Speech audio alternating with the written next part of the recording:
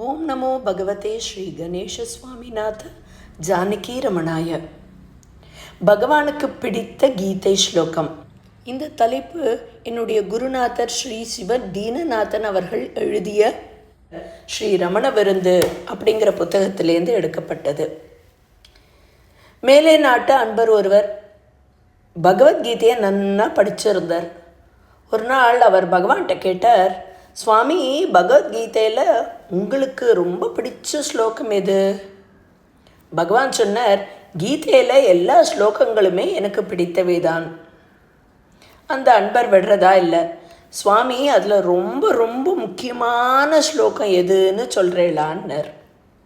அப்போ பகவான் சொன்னார், 10வது அத்தியாயத்தில் 20வது ஸ்லோகம், அஹமாத்மா குடாகேஷ சர்வபூதாசயஸ்திதः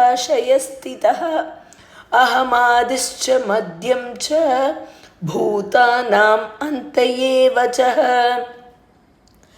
அர்ஜுனனை பார்த்து ஸ்ரீ கிருஷ்ண பகவான் சொல்கிறார், குடாகேஷா, எல்லா உயிர்களின் உள்ளத்திலும் உறையும் ஆத்மா நானே. உயிர்களின் ஆதியும் நடுவும் அந்தமும் நானே. பகவானது இந்த பதிலை கேட்ட அந்த ஐரோப்பியர் ரொம்ப சந்தோஷப்பட்டார்.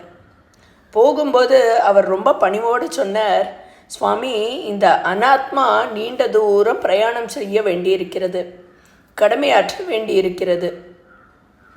தாங்கள் எனக்கு ஒரு சிபாரிசு செய்ய வேண்டும். இந்த அனாத்மா உண்மையான ஆத்மாவில் கரைந்து போக சிபாரிசு செய்யணும் அப்படின்னு கேட்டுட்டார். அதுக்கு பகவான் சொன்னார், சிபாரிசு செய்ய எத்தனை ஆத்மா உள்ளது? ஒருவன் சிபாரிசு கேட்க, ஒருவன் சிபாரிசு செய்ய, வேறொருத்தர் அதை கேட்டுக்கொண்டிருக்க, இப்படி பல ஆத்மாக்கள் உள்ளனவா? உள்ள பொருள் ஒன்றே ஒன்று, எல்லாம் அந்த ஆத்மாவில் அடக்கம் அப்படின்னு சொல்லி முடித்தார்.